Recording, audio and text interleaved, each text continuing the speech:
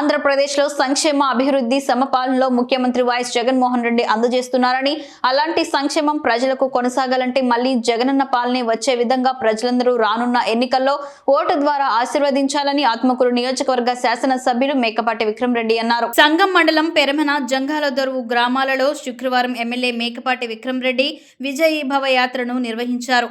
గ్రామానికి విచ్చేసిన ఎమ్మెల్యే మేకపాటికి స్థానిక ప్రజా ప్రతినిధులు, నాయకులు ఘనంగా స్వాగతం పలికారు. తప్పెట్లు, తాళాలతో ఎమ్మెల్యేకు ఆహ్వానం పలుకుతూ పూల వర్షం కురిపించారు. ప్రజల ఆశీర్వాదాల నడుమ ఎమ్మెల్యే మేకపాటి విజయభవ యాత్రను కొనసాగించారు. ఈ సందర్భంగా ప్రజలతో ఎమ్మెల్యే మేకపాటి ముఖాముఖి మాట్లాడారు. మన ఎలక్షన్ షెడ్యూల్ కూడా రిలీజ్ చేస్తుంది. దాదాపు ఒక నెలలోనే మళ్ళీ ఎలక్షన్ రాబోతున్నాయి.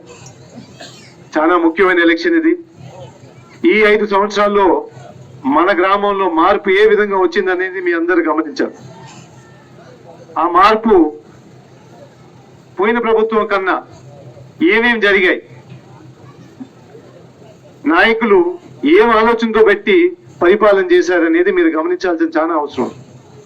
చంద్రబాబు గారు ఏ విధంగా పరిపాలన చేశారు, మన జగన్మోహన్ రెడ్డి గారు ఏ విధంగా పరిపాలన చేశారు. ఒక్కొక్క విషయం మాట్లాడుకోవాలంటే విద్య తీసుకోండి. విద్య అయితే చంద్రబాబు గారు పిల్లలందరినీ ప్రైవేట్ స్కూల్ పంపించుకోండి, ప్రభుత్వం ఏం చేయలేదు అని చెప్పేసి మీ అందరినీ మిమ్మల్ని మీ సొంతంగా వదిలేస్తున్నారు. ప్రైవేట్ స్కూల్ పంపాలంటే ఎంతెంత ఖర్చు అయ్యేది మీకు అందరికీ తెలుసు. పేదవాళ్ళు అయితే గవర్నమెంట్ స్కూల్కి పంపిస్తే కూర్చోడానికి డెస్క్ లేదు, ఒక టాయిలెట్ లేదు. ఇన్ని నిధులు లేకుండా ఆ విధంగా తయారు చేస్తున్నారు. మన జగన్మోహన్ రెడ్డి గారు వచ్చిన తర్వాత మొత్తం స్కూళ్ళన్నీ రూపురేఖలు మార్చారు. యూనిఫామ్ ఫ్రీగా ఇచ్చారు, బుక్స్ ఫ్రీగా ఇచ్చారు. పేదవాళ్ళ ఇంటికైతే అమ్మ ఒడి అని పథకం పెట్టారు. దాని తర్వాత ఇంగ్లీష్ కూడా పెట్టారు. మన పిల్లలు కూడా మన దేశమే కాదు ప్రపంచంలో ఎక్కడైనా పోటీ చేసే అవకాశం ఉండాలని చెప్పేసి ఎంతో గొప్ప ఆలోచనతో అందరికీ మంచి చదువు జరగాలని చెప్పేసి ఆ వ్యవస్థ తీసుకొచ్చారు. వైద్యంలో తీసుకోండి. చంద్రబాబు గారు అయితే ప్రైవేట్ హాస్పిటల్ మీద తీసుకోండి అని చెప్పేసి సూచనలు ఇచ్చేశారు. ఒక ప్రైవేట్ హాస్పిటల్లో మీకు ఒక చిన్న టెస్ట్ చేసుకోవాలన్నా కానీ 5,000 రూపాయలు పడుతుంది. మన ముఖ్యమంత్రి గారు వచ్చిన తర్వాత ప్రతి గ్రామంలో ఒక హాస్పిటల్ కట్టించారు. ఆ హాస్పిటల్ కట్టిస్తూ ఒక ఫ్యామిలీ డాక్టర్ అని చెప్పి ఇంటింటికి పంపించి ప్రతి ఇంట్లో ప్రతి ఒక్కరికి టెస్ట్ చేయించారు. టెస్టులు చేసి అంటే మీకు షుగర్ ఉందా, లేకపోతే బీపీ ఉందా, రకరకాలుగా ఏమన్నా బాగలేకుండా ఉంటే మళ్ళీ ఒక క్యాంపు పెట్టి ఆ క్యాంపులో ఎవరికన్నా బాగలేకుండా ఉంటే మళ్ళీ వైద్యం అందించారు. అట్లాంటిది 2 క్యాంపులు పట్టించారు. మీ ఆరోగ్యం ఒక్క రూపాయి ఖర్చు లేకుండా అందరికీ టెస్టులు చేపించి వైద్యం అందిస్తూ ఎవరన్నా కళ్ళు బాగలేకుంటే వాళ్ళు కూడా కళ్ళద్దాలు ఇచ్చేటట్టు ఆ విధంగా తీసుకొచ్చారు వైద్యం. పరిపాలన కూడా చూసుకోండి. చంద్రబాబు గారి హయాంలో మీకు ఒక పెన్షన్ రావాలంటే ఒక జన్మభూమి కమిటీ అని ఉండింది. అడుక్కునే పరిస్థితి, లేకపోతే ఒక జెండా పడుకునే పరిస్థితి, లేకపోతే వాళ్ళకు ఒక సేవ చేయాలి.